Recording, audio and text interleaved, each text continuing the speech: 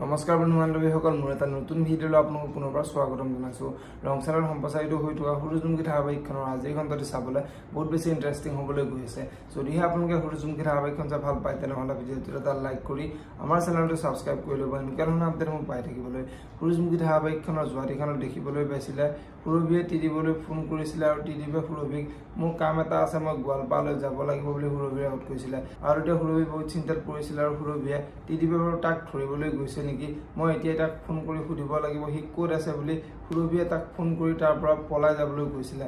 আনফালে ত্ৰিদীপে গোৱালপাৰালৈ গৈ অপৰাধীক ধৰিব নাপায়। ত্ৰিদীপ বহুত চিন্তাত পৰিছিলে আৰু ত্ৰিদীপে এই ইনফৰমেশ্যনবোৰ বাৰু ইয়াক কোনে দি আছে বুলি ত্ৰিদীপ চিন্তাত পৰিছিলে আৰু ত্ৰিদীপে এই ইনফৰ্মাৰটো মই ধৰি উলিয়াব লাগিব বুলি চিন্তা কৰা দেখিবলৈ পাইছিলে।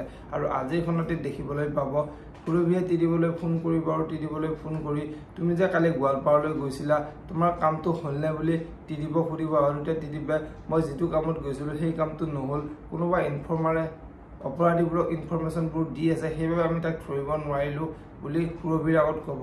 আৰু এতিয়া সুৰভিয়ে বহুত ভয় খাব আৰু ত্ৰিদীপে সুৰভিয়ে বাৰু মোক এইবোৰ প্ৰশ্ন কিয় কৰি আছে, কেনেবাকৈ বাৰু এই জড়িত হৈ আছে নেকি বুলি ত্ৰিদীপে চিন্তা কৰিব।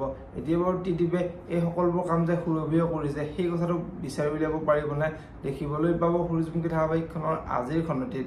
আনফালে আজিৰ খণ্ডত ৰত্নই ৰাস্তাৰে যাই থাকোঁতে অঞ্চুক প্ৰিয়াৰ লগত ৰেষ্টুৰেণ্টত বহি থকা দেখা পাব আৰু ৰত্নই অঞ্চুলৈ ফোন কৰি তই এতিয়া ক'ত আছ বুলি অঞ্চুক সুধিব।